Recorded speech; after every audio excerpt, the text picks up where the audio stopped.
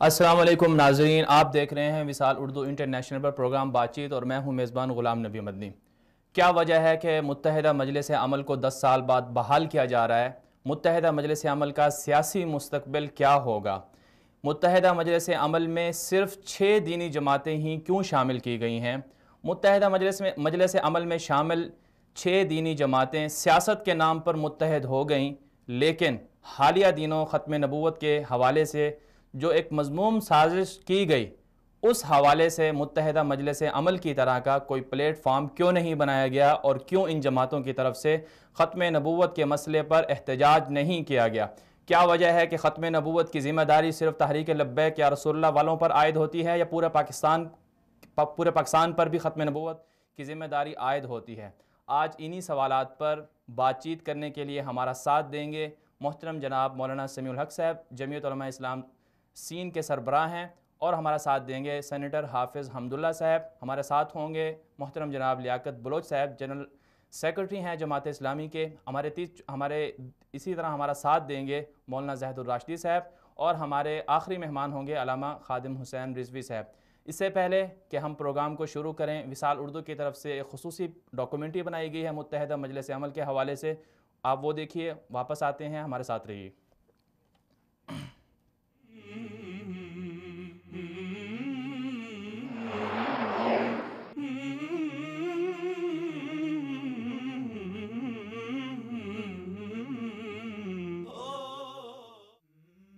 متحدہ مجلس عمل مختلف مذہبی سیاسی جماعتوں کا مشترکہ ایک سیاسی اتحاد تھا، جس کا قیام 2002 میں اس وقت وجود میں آیا جب ڈکٹیٹر پرویز مشرف کی روشن خیالی کے نام پر اسلام دشمنی اور امریکہ نوازی کے چرچے زبان زد عام تھے۔ اس اتحاد میں جمعیت علماء اسلام فے گروپ، تحریک جعفریہ پاکستان، جمعیت علماء اسلام سین گروپ، جمعیت اہل حدیث، جماعت اسلامی پاکستان اور جمعیت علماء پاکستان نورانی شامل تھے۔ چنانچہ 2002 میں پرویز مشرف کے خلاف بھرپور انداز میں MMA کے پلیٹ فارم سے الیکشن لڑا گیا، اور یوں MMA قومی اسمبلی کی 342 نشستوں میں سے 63 نشستیں حاصل کر کے پارلیمنٹ کی تیسری بڑی جماعت ثابت ہوئی۔ قومی اسمبلی کی عام نشستوں میں سے خیبر پختونخوا میں 28، سندھ میں 5، پنجاب میں 3 اور بلوچستان میں 6، جبکہ سینٹ کی 100 میں سے 6 نشستیں بھی MMA نے حاصل کی۔ 2002 کے انتخابات میں پہلی مرتبہ ملکی سیاست میں دینی سیاسی جماعتوں کی حیرت انگیز کامیابی کے بعد قومی اسمبلی میں MMA نے اپنا اپوزیشن لیڈر، جبکہ خیبر پختونخوا اور بلوچستان میں صوبائی حکومتیں بھی بنائیں، لیکن مذہبی سیاسی جماعتوں کی محبتیں دیر پا ثابت نہ ہو سکیں۔ چنانچہ 2005 میں کراچی کے بلدیاتی انتخابات کی وجہ سے MMA میں شامل 2 بڑی جماعتوں کے درمیان قربتیں رقابتوں میں بدلنا شروع ہو گئیں۔ نتیجتاً یہ رقابتیں 2008 میں MMA کے اتحاد کا شیرازہ بکھرنے کی صورت میں اپنی منطقی انجام کو پہنچ گئیں۔ اتحاد کے ٹوٹنے کے بعد MMA میں شامل جماعت اسلامی نے 2008 کے الیکشن کا بائیکاٹ کیا، جبکہ جمعیت علماء اسلام فے نے قومی اسمبلی میں اکثریت حاصل کرنے والی پیپلز پارٹی کے ساتھ اتحاد کر لیا۔ بعد ازاں 2012 کے الیکشن سے پہلے بھی MMA کی بحالی کے لیے مہم شروع کی گئی، لیکن یہ مہم بھی ناکام رہی، اور جمعیت علماء اسلام فے کے علاوہ کوئی بھی مذہبی سیاسی جماعت الیکشن میں قابل قدر کامیابی حاصل نہ کر پائی۔ واضح رہے کہ اس وقت جہاں تمام سیاسی جماعتوں کی طرف سے 2018 کے انتخابات کی تیاریاں شروع کی جا رہی ہیں، تو وہاں پھر سے ایک مرتبہ MMA کی بحالی کے لیے مذہبی سیاسی جماعتیں سرگرم ہو گئی ہیں۔ چنانچہ اکتوبر 2017 میں اسلام آباد میں جمعیت علماء اسلام فے نے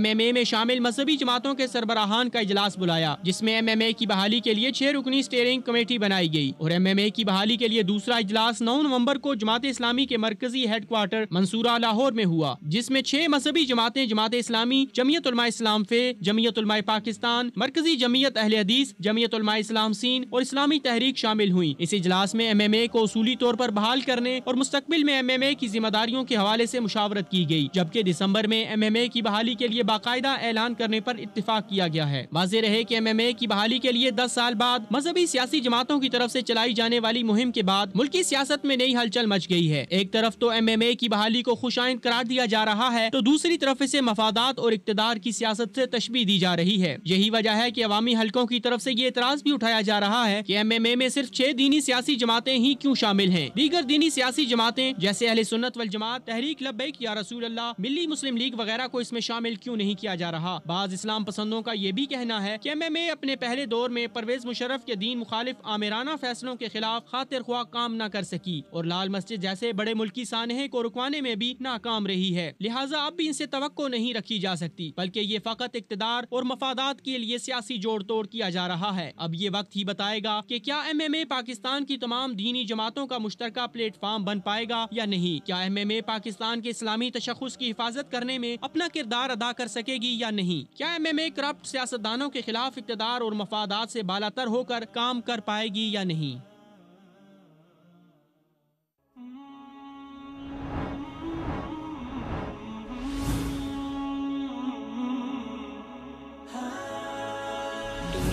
اردو کا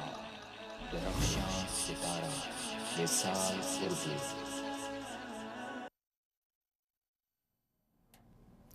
ویلکم بیک ناظرین، آپ دیکھ رہے ہیں پروگرام بات چیت۔ آج ہم بات کر رہے ہیں متحدہ مجلس عمل کی بحالی پر، کہ متحدہ مجلس عمل کو ماضی میں کیوں بنایا گیا اور اب 10 سال بعد متحدہ مجلس عمل کو کیوں بحال کیا جا رہا ہے، کیا وجہ ہے۔ یہ ایک اہم سوال ہے کہ متحدہ مجلس عمل میں صرف 6 دینی جماعتوں کو کیوں شامل کیا گیا ہے۔ کیا پاکستان میں دیگر دینی جماعتیں نہیں ہیں جو سیاست کے لیے اپنا سیاست کے میدان میں بھی ہیں؟ اور اسی طرح ایک اہم سوال یہ بھی ہے کہ جو موجودہ متحدہ مجلس عمل میں شامل 6 دینی جماعتیں ہیں، انہوں نے سیاست کے لیے تو ایک میدان کا انتخاب کر لیا اور اس کے لیے جوڑ توڑ کر رہی ہیں، لیکن ختم نبوت کے حوالے سے جو سازش ہوئی اس کے خلاف ان 6 دینی جماعتوں نے یا متحدہ مجلس عمل میں شامل جماعتوں نے کیوں احتجاج نہیں کیا؟ کیا یہ ہمارا فرض نہیں بنتا کہ ہم اس سازش کے پیچھے چھپے اصل چہروں کو سامنے لائیں؟ کیا محض یہ کہہ دینا؟ پہلے کتنی افسوس کی بات ہے کہ پوری قوم کو دھوکہ دیا گیا، کہا گیا کہ جو الیکشن ایکٹ ہے، نیا ترمیمی بل ہے، اس میں کوئی ختم نبوت کے حوالے سے کوئی ترمیم نہیں ہوئی، لیکن پھر بعد میں جب میڈیا کی طرف سے، ماہرین قانون کی طرف سے جب آوازیں اٹھی تو اقرار کر لیا گیا اور مان لیا گیا کہ بالکل غلطی ہوئی، بالکل ترمیم میں ختم نبوت کے حلف نامے کے اندر کچھ نہ کچھ گڑبڑ ہوئی، لیکن وہ بائی مسٹیک ہوا، غلطی کے ساتھ ایسا ہوا۔ لیکن پھر یہ بھی سامنے آیا، سب کچھ قوم نے دیکھا پچھلے 1.5 مہینے سے جو سلسلہ چلا ہوا ہے کہ الیکشن ایکٹ کو یا جو نیا ترمیمی بل ہے اس کو واپس لے لیا گیا ہے، حلف نامے کو ویسے کا ویسے جوں کا توں بحال کر دیا گیا، لیکن ابھی بھی جو بہت سے ایسے جو ماہرین ہیں ان کے مطابق بہت سی چیزیں ایسی ہیں جن کو تدریجاً بحال کیا گیا، فوراً سب کو نہیں بحال کیا گیا۔ اور سب سے بڑا جو اہم جو سوال ہے، جو اہم مسئلہ ہے جس پر پوری قوم سوال کر رہی ہے، پوری قوم باہر نکلی ہوئی ہے، وہ یہ ہے کہ یہ ختم نبوت کے حوالے سے جو حلف نامہ تھا اس میں سازش کے تحت جو تبدیلی ہوئی اس کے پیچھے اصل لوگ کون تھے۔ اب جو میڈیا کے ذریعے جو خبریں سامنے آ رہی ہیں ان میں یہ بھی کہا جا رہا ہے کہ جو وزیر قانون ہیں ان کا یہ کہنا ہے کہ دراصل اس کے پیچھے میں نہیں تھا بلکہ کوئی اور چہرہ تھا، اگر مجھے ہٹایا گیا تو میں اس چہرے کو سامنے لے آؤں گا۔ تو اب قوم یہ پوچھتی ہے کہ آخر وہ کون لوگ ہیں، وہ چہرہ کون سا ہے؟ اور راجہ ظفر الحق صاحب خود ہمارے پروگرام میں تشریف لائے، ان کا یہ کہنا تھا، ان نے پوری تفصیل بتائی کہ جو کمیٹی بنائی گئی تھی میاں نواز شریف صاحب کی طرف سے، انہوں نے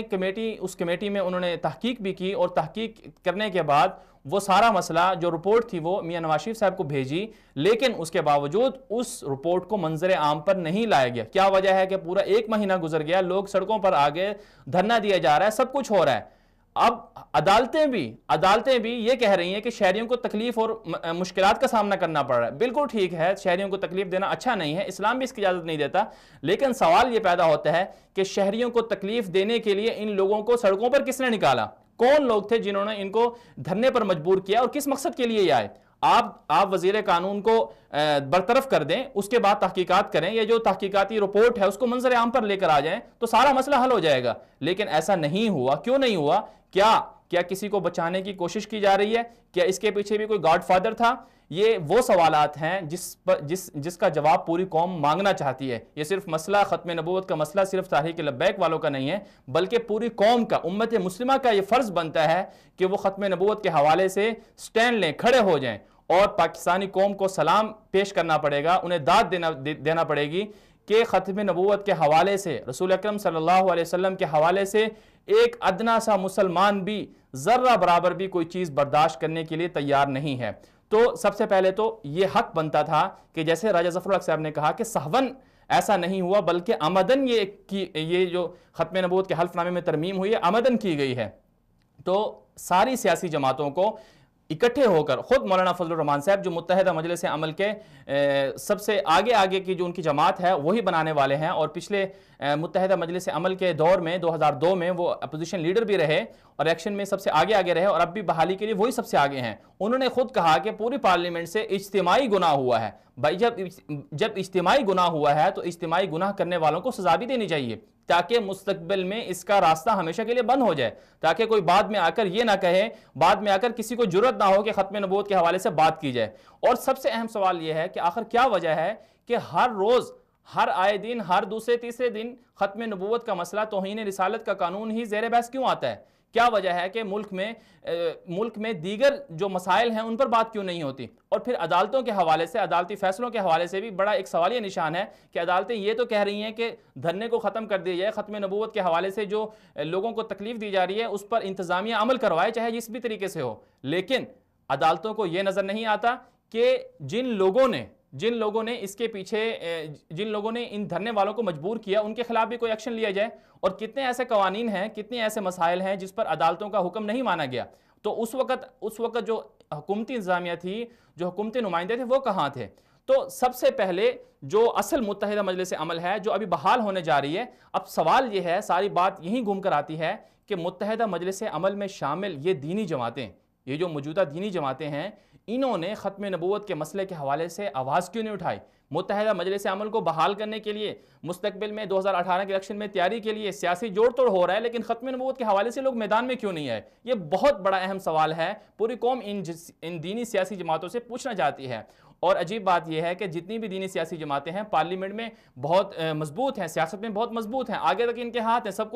سب چیزیں جانتی ہیں، لیکن اس کے باوجود انہوں نے اس حوالے سے کوئی کام نہیں کیا۔ اس میں ان کا قصور ہے یا نہیں، عوام یہ سوال پوچھنا چاہتی ہے۔ یہاں پر ہم ایک شارٹ بریک لیں گے، ہمارے ساتھ رہیے،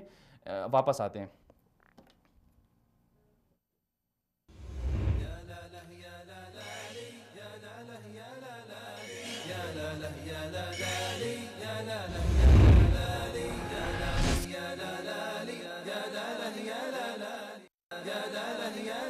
ویلکم بیک ناظرین، آج ہم بات کر رہے ہیں متحدہ مجلس عمل کی بحالی اور اس کے اغراض و مقاصد، اور ماضی میں کس لیے بنائی گئی اور اب کیوں بنائی جا رہی ہے، اور اس کے ساتھ ہم بات کر رہے ہیں ختم نبوت کے مسئلے کے حوالے سے، اور حالیہ دنوں جو اس وقت دھرنا جاری ہے اسلام آباد میں، اور اس حوالے سے جو حکومتی مذاکراتی ٹیم ہے وہ بھی وہاں پر موجود ہے، ان سے بھی مذاکرات ہوئے، اور جو دھرنے والے ہیں ان کا بھی مطالبات ہیں، وہ مطالبات بالکل اپنی جگہ بجا ہیں۔ لیکن اس سے پہلے ہم چونکہ دینی جماعتیں ہیں ساری، تو ہم چونکہ اس سے پہلے بھی بات کر چکے ہیں کہ ساری کی ساری دینی جماعتیں وہ ایک پلیٹ فارم پر کیوں جمع نہیں ہوتی، سیاسی مفادات کے لیے جماعتیں الگ الگ ہو جاتی ہیں۔ اور اسی طرح جو مسائل اٹھتے ہیں ختم نبوت کے مسئلے کے حوالے سے بھی آپ نے دیکھا کہ اس سے پہلے تحریک لبیک کا ایک گروپ آ کر احتجاج کر کے دھرنا دے کے اسلام آباد میں مذاکرات کر کے واپس چلا گیا، اور پھر اس کے بعد جو ہے دوسرا گروپ آیا، اور اسی طرح جماعت اسلامی کی طرف سے، جمعیت علماء اسلام کی طرف سے، اور مختلف جماعتوں کی طرف سے الگ الگ طریقوں سے، الگ الگ پلیٹ فارم سے احتجاجی مظاہرے ہوئے اور مطالبات ہوئے، سب کچھ ہوا۔ لیکن یہاں پر بنیادی بات ہے کہ ساری کی ساری دینی جماعتیں، مسئلہ ایک ہے، ختم نبوت کا مسئلہ سب کا مشترکہ ذمہ داری ہے، سب کا مشترکہ فریضہ ہے، تو اس کے لیے ساری کی ساری سیاسی جماعتیں متحد کیوں نہیں ہوتی ہیں؟ تو یہ ایک اہم سوال ہے۔ تو اور ہمارے پروگرام میں جو آپ ہمارے ناظرین ہیں وہ بھی شامل ہو سکتے ہیں، وہ ہمارا اسکرین پر ہمارا نمبر شو ہو رہا ہوگا، اس حوالے سے بھی اس کے ذریعے بھی شامل ہو سکتے ہیں، اور ساتھ ساتھ ہمیں فیس بک پر فیڈ بیک بھی دے سکتے ہیں۔ تو ہمارے جو مہمان ہیں مولانا سمیع الحق صاحب، ان سے ہم نے رابطے کی کوشش کی اور ان سے ہم نے وقت لیا ہوا تھا، لیکن ابھی ان سے رابطہ نہیں ہو پا رہا کسی وجوہات کی وجہ سے۔ اور اسی طرح ہمارے دوسرے مہمانوں میں لیاقت بلوچ صاحب بھی شامل تھے، ان سے بھی رابطے کی کوشش کی جا رہی ہے، ان سے بھی رابطہ نہیں ہو پا رہا، اور بقیہ جو ہمارے مہمان ہیں انشاءاللہ وہ ان سے ابھی بات ہوگی، تھوڑی دیر کے بعد ہمیں جوائن کریں گے حافظ حمداللہ صاحب جو سینیٹر ہیں اور جمعیت علماء اسلام کے رکن بھی ہیں اور اہم مرکزی رہنما ہیں، اور ختم نبوت کے حوالے سے جو حالیہ دنوں ترمیم ہوئی اس میں بھی ان کی کاوش رہی، اور اس حوالے سے بھی انہوں نے جو سب سے پہلے تھا سینٹ کے اندر بھی آواز اٹھائی، اور راجہ ظفر الحق صاحب نے خود اس کا اقرار بھی کیا، اور حکومتی نمائندوں کی طرف سے بھی انہیں خراج تحسین پیش کیا گیا۔ تو یہاں پر جو سب سے بنیادی مسئلہ ہے وہ یہ ہے کہ ساری کی ساری دینی سیاسی جماعتیں کیسے متحد ہوں، ان کو متحد کیسے کیا جائے۔ تو جو کارکنان ہیں ان جماعتوں کے، ان میں فیس بک پر، سوشل میڈیا پر لڑائی جھگڑے چل رہے ہیں، بحث و مباحثے ہو رہے ہیں، شیعہ سنی کے حوالے سے الگ الگ تقسیمات ہو رہی ہیں، مختلف لوگ مختلف انداز سے باتیں بنا رہے ہیں۔ کوئی لوگ یہ کہہ رہے ہیں کہ چونکہ دیکھیں پاکستان کے اندر مختلف مکاتب فکر ہیں جن کا اقرار کرنا ضروری ہے، اور جن کو ہر مکتب فکر کو اپنی آزادی کے تحت جو اپنی عبادات ہیں، جو اپنے شاعر ہیں، ان کو استعمال کرنے میں کوئی حرج نہیں ہے۔ لیکن مسئلہ یہ ہے کہ شیعہ کے اعتبار سے جو عوامی رد عمل آتا ہے، جو مختلف جماعتوں کا جو پس منظر ہے وہ یہ ہے کہ چونکہ وہ اہل بیت اور صحابہ کرام، اہل بیت کی محبت کی وجہ سے یا اپنی جہالت کی وجہ سے، جو مرضی اس کو آپ کہہ لیں، کہ وہ دیگر صحابہ اکرام کے بارے میں کچھ نازیبا الفاظ استعمال کرتے ہیں اور صحابہ اکرام کے بارے میں کچھ ایسی باتیں کرتے ہیں جو انتہائی نامناسب ہیں، اور اسلام ہمیں اس کی اجازت نہیں دیتا۔ تو یہ ایک الگ ٹاپک ہے اور اس پر پوری قوم جانتی ہے کیا مسئلہ ہے کیا نہیں ہے۔ لیکن مختلف مکاتب فکر کو، چاہے وہ دیوبندی مکتبہ فکر ہو، اہل حدیث مکتبہ فکر ہو، یا بریلوی مکتبہ فکر ہو، یا شیعہ مکتبہ فکر ہو، سب کو متحد ہو کر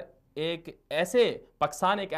ایسا پلیٹ فارم ہے ہمارے پاس کہ ہمیں پاکستان کی حفاظت کے لیے کام کرنا ہے۔ یہاں پر اپنے الگ الگ فرقہ واریت میں پڑھ کر لڑنا نہیں ہے۔ اور سب سے بڑا جو بنیادی مسئلہ ہے سب کا، وہ نفاذ اسلام کا ہے۔ نفاذ اسلام کے لیے سارے مکاتب فکر ایک ہیں اور چاہتے ہیں کہ نظام مصطفیٰ رائج ہو، لیکن اس کے لیے کوئی کوشش نہیں کرتا۔ اور اب جو متحدہ مجلس عمل بنائی جا رہی ہے، اس میں بھی یہی اختلاف سامنے آ رہا ہے۔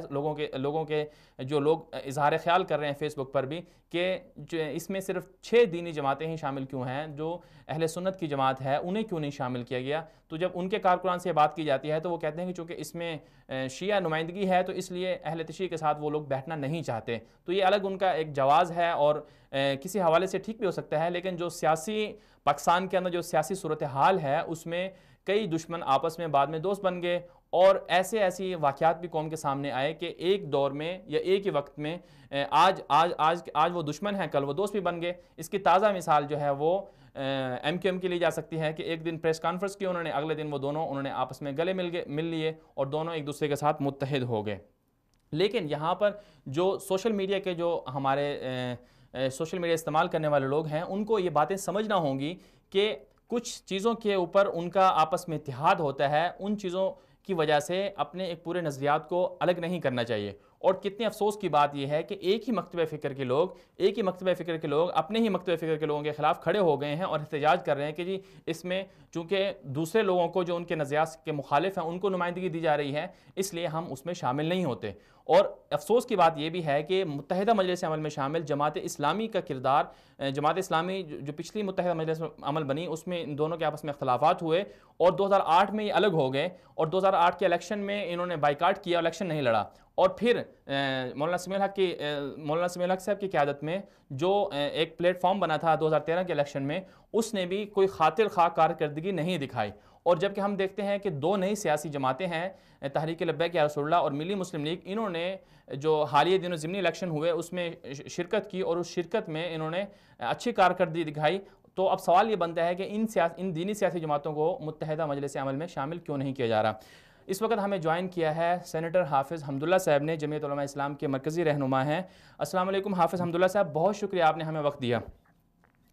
حافظ صاحب آج ہم بات کر رہے ہیں متحدہ مجلس عمل کی بحالی کے اغراض و مقاصد کیا ہیں، اور مستقبل میں متحدہ مجلس عمل کیا کارکردگی دکھائے گی۔ حافظ صاحب آپ آواز سن پا رہے ہیں؟ جی حافظ صاحب، میرا سوال یہ ہے کہ متحدہ مجلس عمل کو 10 سال بعد کیوں بحال کیا جا رہا ہے، اس کے اغراض و مقاصد کیا ہیں؟ بسم اللہ الرحمن الرحیم۔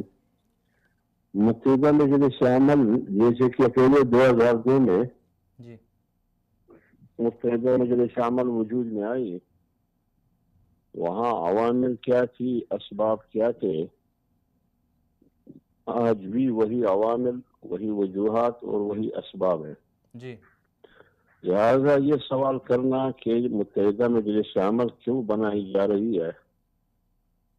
میرے خیال میں اس سوال کا سوال ہی بھیجا ہے۔ جی کیونکہ یہ جتنی بھی جماعتیں ہیں یہ سارے مذہبی سیاسی جماعتیں ہیں، دینی جماعتیں ہیں۔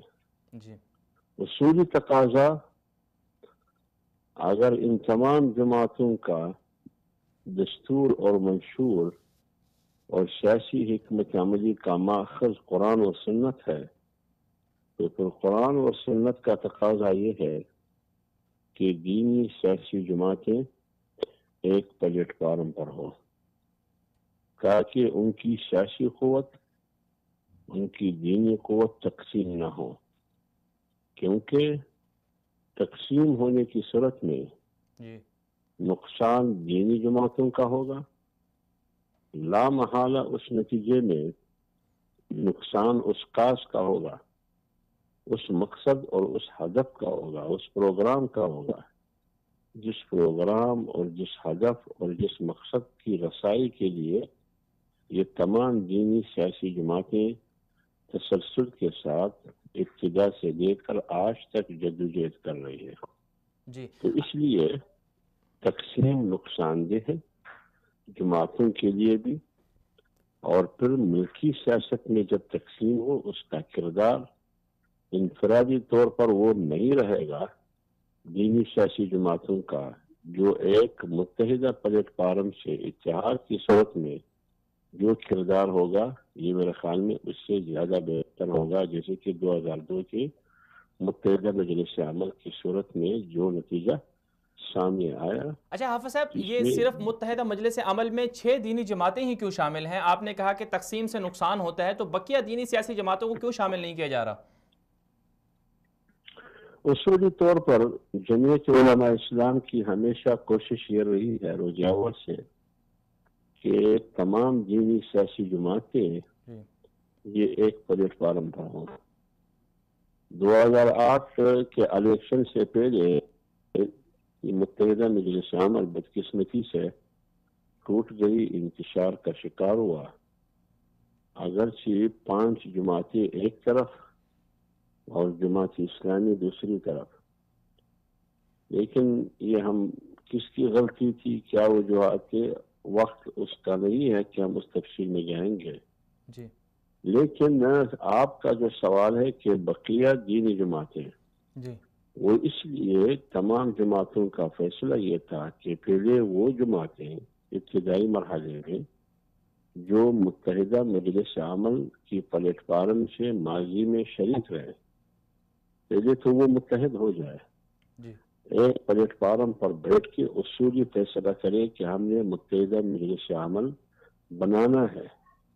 پھر اس کے بعد اگر ہم نے دیگر دینی سیاسی جماعتوں مذہبی جماعتوں کی خواہش اگر ان کی تھی کہ ہم اس اتحاد میں شریک ہونا چاہتے ہیں، یا اس اتحاد کے بعد یہ ضروری سمجھا کہ بقایا جو دینی جماعتیں ہیں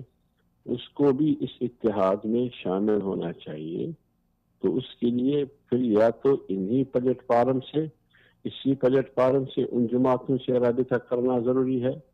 یا دینی جماعتوں کی خواہش تھی تو وہ رابطہ کریں گے، تو وہ اگلا مرحلہ تھا۔ پہلے ابتدائی مرحلے میں فیصلہ یہ تھا کہ یہ جو متحدہ مجلس عمل میں شریک جماعتیں پہلے یہ فیصلہ کریں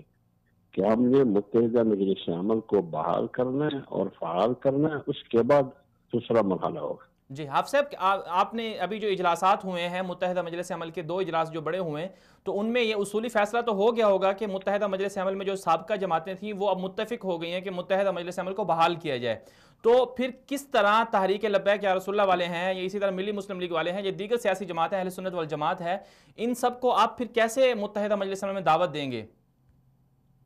نہیں، بات یہ ہے کہ میں یہ نام نہیں دیتا ہوں کہ دینی جماعتیں کس نام کا ہو، وہ اپنی جگہ پر میں نے آپ کو کہا کہ پہلے تو متحدہ مجلس عمل میں شریک جماعتیں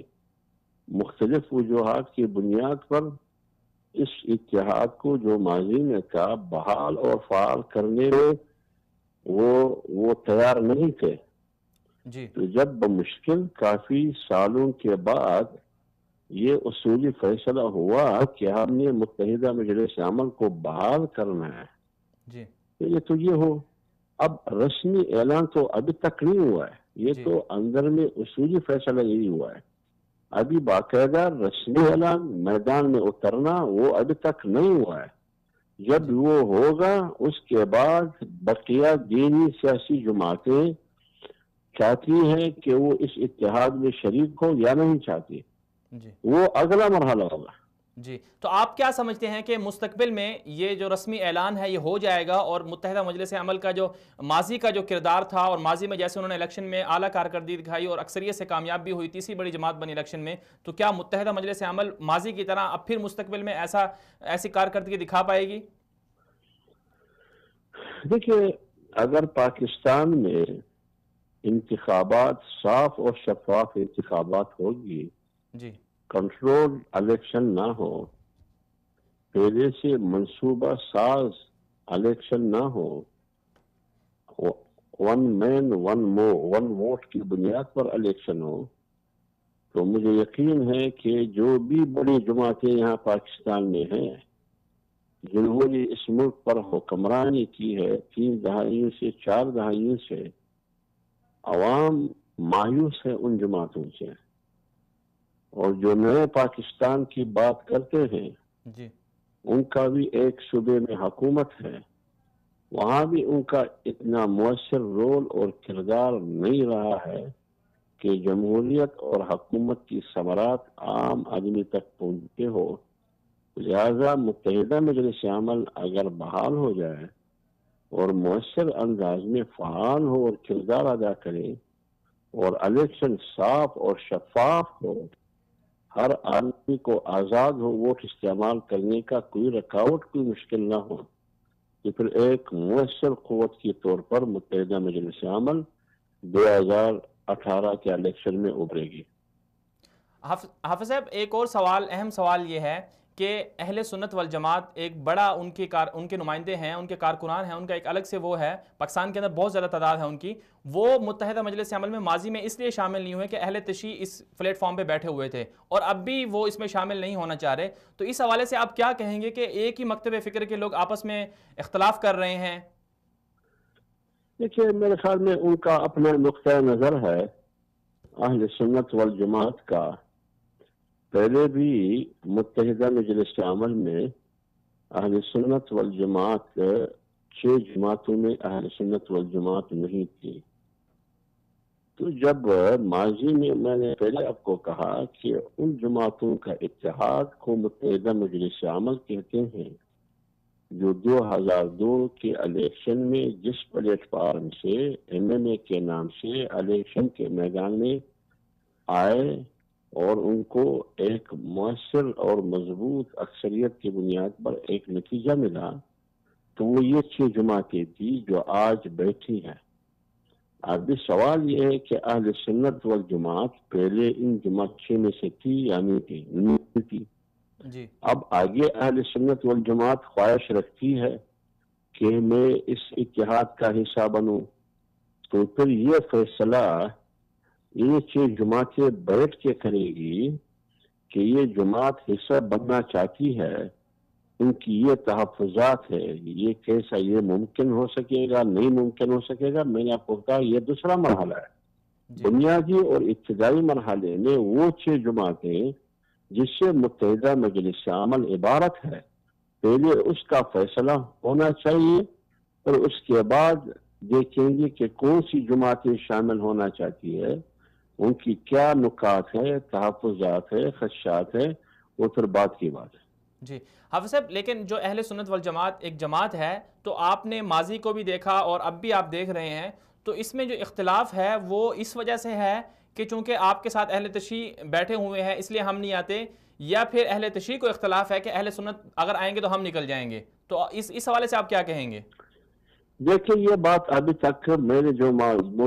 میری جہاں تک علم ہے، میری جو معلومات ہے، جی یہ بات ابھی نہیں آئی ہے کہ اہل تشیع کہتے ہیں کہ اہل سنت نہیں ہے، تو اگر وہ آیا تو پھر ہم نہیں بیٹھیں گے، وہ کہتے ہیں اہل تشیع بیٹھے ہیں پھر ہم۔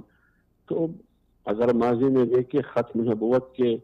توہین رسالت کے قانون کے حوالے سے زرداری اور پیپلز پارٹی کی حکومت میں ایک دفعہ یہ سلسلہ شروع ہوا، جیسے کہ ابھی ختم نبوت کے قانون پہ حملہ ہوا، ڈاکہ ڈالا گیا، جی اس وقت تو ایک ہی تحریک میں ایک ہی اسٹیج پر مولانا فضل الرحمان بھی کھڑا تھا، مولانا محمد احمد لدھیانوی بھی کر رہا تھا، اور تاریخ ختم نبوت میں اسی پلیٹ فارم پر اسی اسٹیج پر شیعہ بھی کھڑا تھا. میں آپ کو ایسے درجن مثال دے سکتا ہوں، لیکن سوال یہ نہیں ہے. بنیادی سوال یہ ہے کہ متحدہ مجلس عمل بحال اور فعال ہو یا نہ، لیکن یہ کون فیصلہ کرے گا؟ یہ وہ جماعت فیصلہ کرے گی. میں بار بار دہراتا ہوں، جو متحدہ مجلس عمل کی ماضی میں حصہ رہی ہے، جب یہ بحال ہو جائے، فعال ہو جائے، آگے اگلا مرحلہ ہوگا جس مرحلے سے آپ کی سوال کا تعلق ہے. اچھا حافظ صاحب، آپ نے ابھی بات کی ختم نبوت کے حوالے سے جو تازہ حملہ ہوا اور جو حالیہ دنوں بحث چھڑی ہوئی، دھرنا بھی جاری ہے، مختلف دھرنے بھی ہوئے، اور اس میں آپ کا بھی ایک اہم کردار رہا اور آپ نے سینٹ میں تنہا اس معاملے کو اٹھایا، اور اس حوالے سے آپ کو پوری قوم داد بھی دے رہی ہے. تو آپ کیا سمجھتے ہیں کہ متحدہ مجلس عمل میں جو ماضی کی 6 جماعتیں تھیں جو اب شامل ہونے جا رہی ہیں، یہ ساری جماعتیں جو حالیہ 1-2 مہینوں کے اندر ان کی جوڑ توڑ ہے سیاسی، وہ تو جاری ہے، لیکن سیاست کے حوالے سے دونوں متحد ہو رہی ہیں ساری جماعتیں، لیکن ختم نبوت کے حوالے سے جو حالیہ دنوں حملہ ہوا، اس حوالے سے ان 6 جماعتوں کی طرف سے کوئی ایسا لاہے عمل نہیں آیا، کوئی ایسا پرزور مطالبہ نہیں ہوا جس میں اصل کارندوں کو، اصل چہروں کو، اصل سازش کرنے والوں کو بے نقاب کیا جائے. اس حوالے سے آپ کیا کہیں گے؟ دیکھیے، بات یہ ہے، آپ نے میرے کردار کی تعریف کی، جی بہت شکریہ آپ کی کہ پوری قوم میرے کردار کو اپریشیٹ کر رہے ہیں. جی لیکن آپ کی وصال اردو نے میری کردار کا ذکر، آپ کو میں نے سنا ہے آپ کی وہ ڈاکومنٹری جس میں میرا ذکر کہیں بھی نہیں ملتا ہے اور شیخ رشید کا بھی ملتا ہے. ابھی اس کو میں کیا کہوں؟ آپ کی اس کردار کو یک طرفہ کہوں، کیا کہوں اس کو؟ اور سب سے پہلے آواز میں نے اٹھائی سینٹ میں، لیکن آپ نے جو ڈاکومنٹری جاری کی اس میں میرا ذکر کہیں بھی نہیں ہے. حافظ صاحب، اس پر معذرت خواہ ہیں، کسی نے نہیں کیا تو ہم اس پر معذرت خواہ ہیں. میں اپنے پروگرام، لائیو پروگرام میں آپ کو کہتا ہوں، دوبارہ سے اپریشیٹ کر رہا ہوں. معذرت نہیں، معذرت کو انسان کیا کرے؟ گلے میں ڈال دے یا یہ سر کا تاج ہے انسان سر پر رکھ لے؟ یہ کیا ہے؟ جی تو انسان کو تپڑ مارے جی جی اور پھر کہتے ہیں کہ معذرت کے ساتھ. چلے حافظ صاحب، آپ کیا کہیں گے کہ دینی سیاسی جماعتیں جو دوسری ہیں وہ سیاست پر تو متحد ہو رہی ہیں، لیکن ختم نبوت کے حوالے سے متحد کیوں نہیں ہو رہی؟ ختم نبوت متحد ہے. ختم پارلیمنٹ میں ابھی بھی جو کردار ادا کیا ہے پارلیمنٹ میں، 22 ستمبر کو میں نے آواز اٹھایا. جی اس کے نتیجے میں 4 اکتوبر کو ہم نے، 3 اکتوبر کو اور 4 کو حرکت میں آئے ہم، جی اور 5 اکتوبر کو حکومت نے فیصلہ واپس لے لیا. اس کا جو آدھا حصہ باقی تھا وہ گزشتہ 16 تاریخ کو وہ بھی ہوا، سینٹ سے بھی اور قومی اسمبلی سے بھی. تو یہ کردار ہے ان جماعتوں کا جو جس کی آپ نشاندہی کر رہے ہیں کہ سیاسی معاملات پر تو متحد ہیں، لیکن ختم نبوت کے معاملے پر وہ متحد نہیں ہے. میرے خیال میں یہ سوال ٹھیک نہیں ہے. حافظ صاحب، ختم نبوت کے معاملے پر تمام قوم متحد ہے، تمام مسالک، تمام فرقوں، سیاست، زبان، جی رنگ، صوبے، علاقائیت سے بڑھ کر ختم نبوت کے عقیدے پر کوئی کسی قسم کی کمپرومائز نہیں ہو سکتا. اچھا حافظ صاحب، آخری مسئلہ ہے. حافظ صاحب آخری سوال ہے میں آپ سے، چونکہ متحدہ مجلس عمل میں بحال ہو رہی ہے اور اس میں جو اہم رول ہے وہ جمعیت علماء اسلام اور جماعت اسلامی کا ہے، تو جمعیت علماء اسلام کا نظریہ تو یہ ہے کہ جماعت اسلامی یہودی ایجنٹوں کے ساتھ خیبر پختونخوا کی حکومت میں شامل ہے، تو اب پھر کیسے جو یہودی ایجنٹوں کی دوست یا حلیف ہے اس کے ساتھ جمعیت علماء اسلام کیسے اتحاد کر رہی ہے اور کیسے مستقبل کی سیاسی پلاننگ کر رہی ہے؟ دیکھیں، یہ جو باتیں ہیں، فرض کرے اس قسم کے تحفظات یا خدشات جمعیت علماء اسلام کی ہو، اسی قسم کی نوعیت کی خدشات جماعت اسلامی کی بھی ہو ہمارے حوالے سے کہ آپ نواز شریف کے ساتھ اتحادی ہے اور نواز شریف پاناما لیکس کے نتیجے میں نااہل ہو چکا ہے، ایک کرپٹ آدمی ہے، ہم پر یہ اعتراض ہے. میرے خیال میں ایک ایسے مقصد کے لیے جو مقصد متحدہ دینی سیاسی جماعتوں کی پلیٹ فارم کی صورت میں ہو، جی اور جس میں 2018 کے الیکشن وہاں ہدف اور مقصد ہو اور اسلامی تہذیب اور اسلامی دفات آئین میں اور مغربی تہذیب کا مقابلہ اور سیکولر اور بے دین قوتوں کا راستہ روکنا جو وہ اکثریت کی بلبوتے پہ انتہا پسندی مسلط کرنا چاہتے ہیں اپنے مائنڈ سیٹ اور ذہنیت کو قوم پر 21 کروڑ عوام پر پارلیمنٹ کے اندر اکثریت کے نام پر، یہ اہم مقاصد ہے۔ ان اہم مقاصد کو سامنے رکھ کر یہ جو چھوٹی موٹی خدشات ہیں ہمارے بارے میں ان کے یا ہمارے ان کے بارے میں، اس کا ازالہ ممکن ہے۔ جی حافظ صاحب بہت شکریہ حافظ صاحب، آپ نے ہمیں وقت دیا۔ یہ تھے ہمارے ساتھ حافظ حمداللہ صاحب۔ حافظ حمداللہ صاحب نے بہت اچھی باتیں کی اور ان کا یہ کہنا تھا کہ ابھی پہلا مرحلہ جاری ہے متحدہ مجلس عمل کی بحالی کا، اور اس میں فی الوقت جو وہی جماعتیں شامل ہیں جو ماضی میں رہیں، ابھی وہ آپس میں اتحاد کر رہی ہیں، مشاورت کر رہی ہیں کہ ماضی کی جو متحدہ مجلس عمل تھی اس کو کس طرح سے فعال کیا جائے۔ ابھی اس پر اصولی طور پر، عملی طور پر اس کا جو اعلان ہے وہ فی الوقت نہیں کیا گیا، اور انہوں نے کہا کہ جو دیگر دینی سیاسی جماعتیں ہیں ان کو بھی شامل کیا جائے گا۔ یہ دوسرا مرحلہ ہے، اس میں دو باتیں انہوں نے کہیں کہ پہلی بات تو یہ ہے کہ جو دیگر دینی سیاسی جماعتیں ہیں ان سے پوچھا جائے گا، ان کی رائے لی جائے گی، ان کے جو اپنی خواہشات ہیں ان کو دیکھا جائے گا کہ اگر وہ خود سے شامل ہونا چاہتی ہیں تو وہ ضرور متحدہ مجلس عمل میں شامل ہو سکتی ہیں، اور متحدہ والے انہیں شامل کرنے کے لیے ویلکم کریں گے۔ اس وقت ہمیں جوائن کیا ہے مولانا حافظ احمد لدھیانوی صاحب نے۔ السلام علیکم حافظ صاحب، بہت شکریہ آپ نے ہمیں وقت دیا۔ جی مولانا صاحب، آپ اہل سنت والجماعت کے سربراہ ہیں اور اب بھی ہیں، اور آپ کی پوری ایک جماعت ہے۔ متحدہ مجلس عمل کے حوالے سے آج ہم بات کر رہے ہیں، تو متحدہ مجلس عمل ماضی میں بنی اور اب بھی دوبارہ 10 سال بعد فعال ہو رہی ہے، تو آپ کیا سمجھتے ہیں کہ متحدہ مجلس عمل میں ماضی میں اہل سنت والجماعت کیوں شامل نہیں ہوئی، اور اب جو بننے جا رہی ہے کیا اس میں شامل ہوگی یا نہیں ہوگی؟ بسم اللہ الرحمن الرحیم۔ آپ نے سوال ایسا کر دیا ہے، جی ایک متحدہ مجلس عمل بنی اور ختم ہو گئی۔ بالکل، اس وقت بھی آپ نے سوال نہیں کیا جب بنی، جب ختم ہو گئی پھر بھی آپ نے سوال نہیں کیا۔ درمیان میں 5 سال گزر گئے، نہ انہوں نے کبھی سوال کیا نہ آپ کو ضرورت محسوس ہوئی۔ جی اب جو متحدہ مجلس عمل میڈیا پر میں دیکھ رہا ہوں، اس کے غالباً 2 اجلاس ہوئے ہیں۔ دونوں اجلاسوں میں بڑی جماعت جمعیت علماء اسلام ہے، اور ان کے ساتھ ہی جمعیت علماء اسلام سین مولانا سمیع الحق کی، تیسرے نمبر پر جماعت اسلامی، چوتھے نمبر پر مولانا اویس نورانی، اور غالباً پروفیسر ساجد میر ہیں جی اور ساجد نقوی۔ یہ ان میں 2 جو بڑی جماعتیں ہیں جنہیں سیاسی جماعت کہا جا سکتا ہے، جمعیت علماء اسلام کے اور تحریک انصاف۔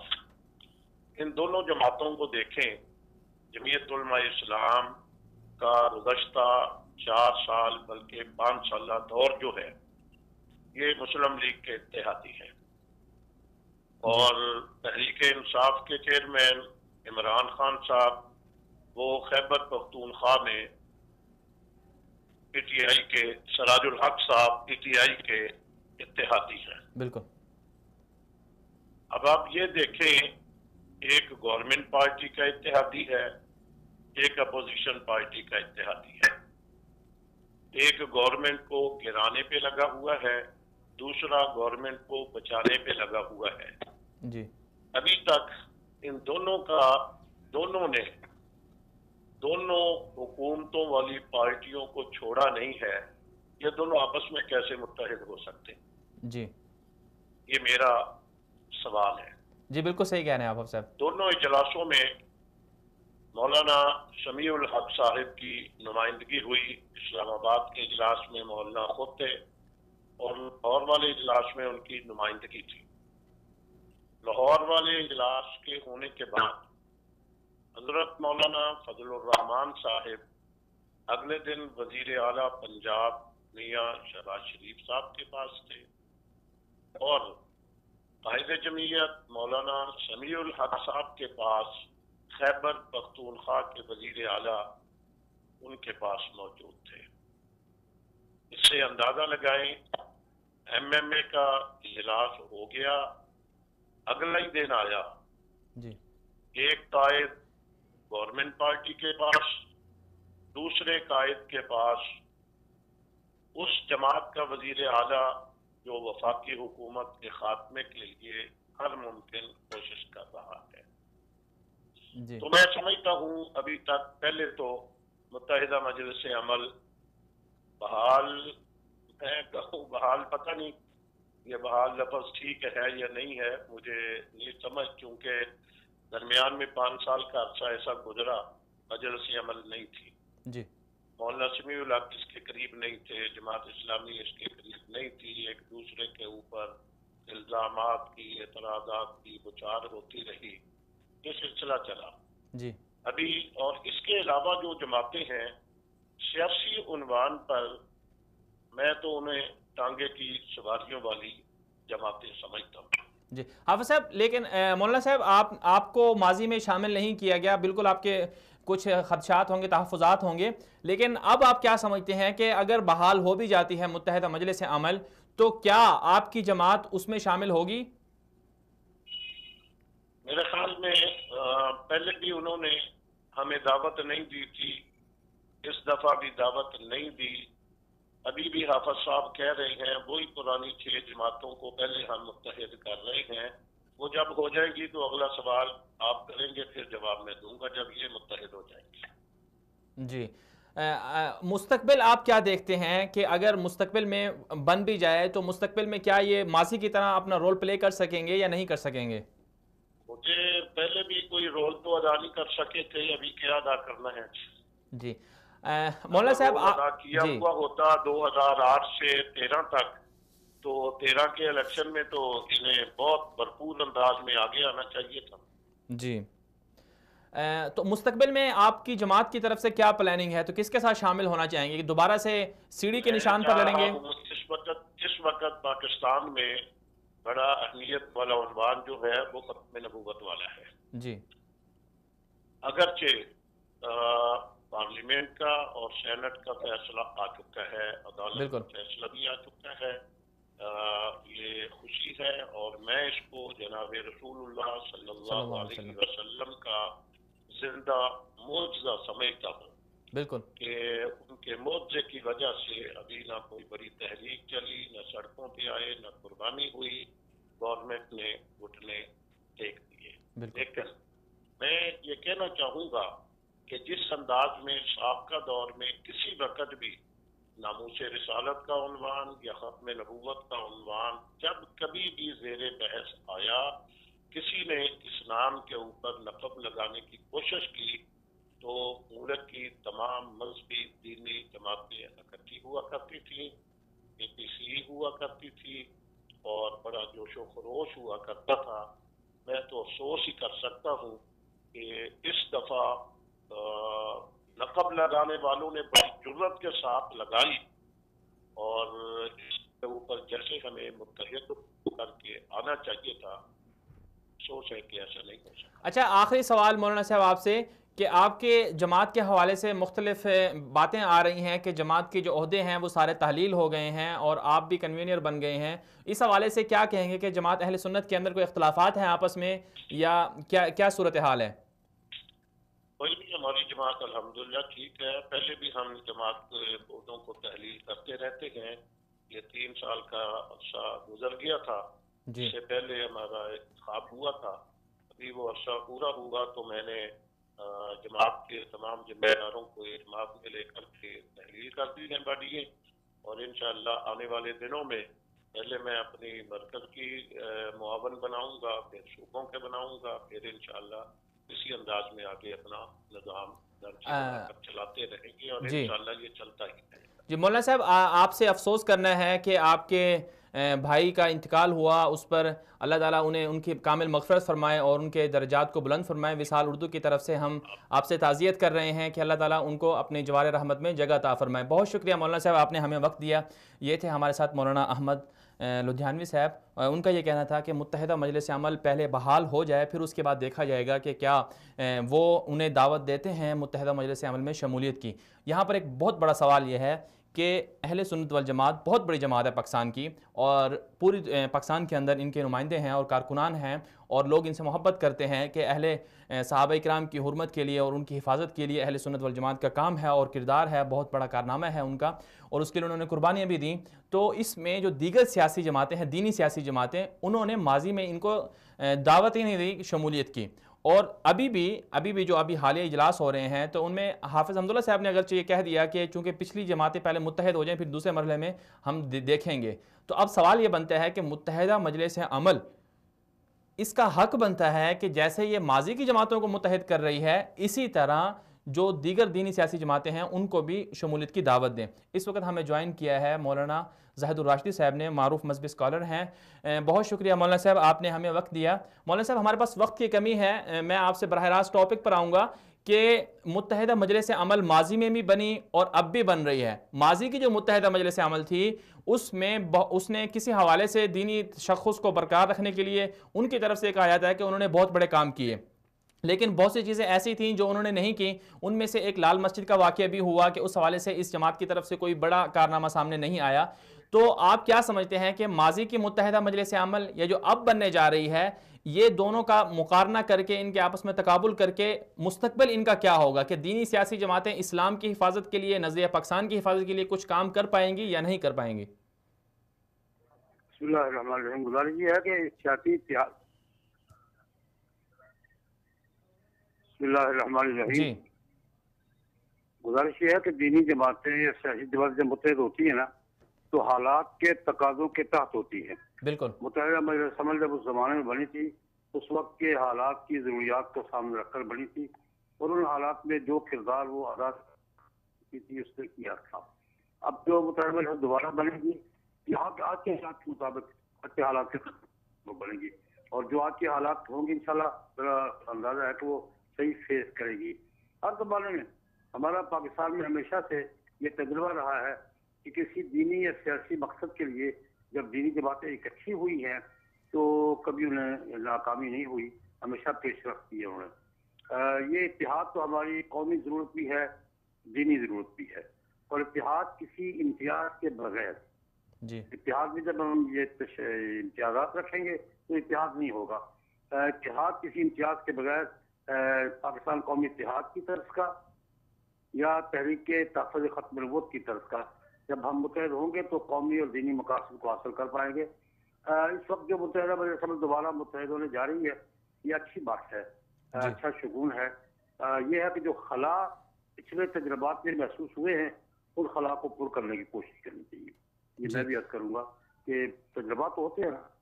پچھلے دور میں جو تجربات ہوئے ان میں جہاں جہاں دیکھا کہ خلال محسوس ہوا ہے، کمزوری محسوس ہوئی ہے، اب نئی تشکیل میں اس خلا کو پر کرنے کی کوشش کرنی چاہیے اور اس کو زیادہ سے زیادہ مکمل کرنے کی کوشش کرنی چاہیے۔ جی مولانا صاحب، جی آنے والے حالات میں جی مولانا صاحب، جی جو متحدہ مجلس عمل ماضی میں بنی اور اب بھی بن رہی ہے، اس میں صرف چند ایک جماعتیں شامل ہیں، دیگر دینی سیاسی جماعتیں ہیں، وہ اس میں شامل کیوں نہیں ہوتی؟ مثلا تحریک لبیک یا رسول اللہ نے ابھی حالیہ دنوں بڑی کارکردگی دکھائی، اور ملی مسلم لیگ والے ہیں کسی ایک ایجنڈے، میرے بھائی کسی ایک ایجنڈے پر ساری جماعتوں کا متفق ہونا کبھی بھی ممکن نہیں ہوا۔ جی، جتنی ایک ایجنڈا ہے جو متفق ہو جائے ٹھیک ہے،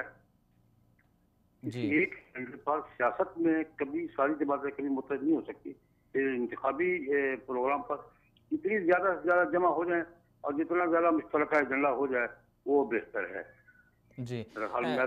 جی مولانا صاحب، اچھا آخری سوال آپ سے مولانا صاحب یہ ہے کہ سیاست کے لیے تو اور ایک ایجنڈے، سیاسی ایجنڈے کے لیے تو متحد ہو رہی ہیں، لیکن حالیہ دنوں جو ختم نبوت کے حوالے سے ایک سازش کی گئی، اس حوالے سے یہی متحدہ مجلس عمل والی جماعتیں متحد نہیں ہوئیں اور صرف ایک مکتبہ فکر کے لوگ ہی دھرنا دیے بیٹھے ہیں اور وہ اس مسئلے کو اٹھا رہے ہیں۔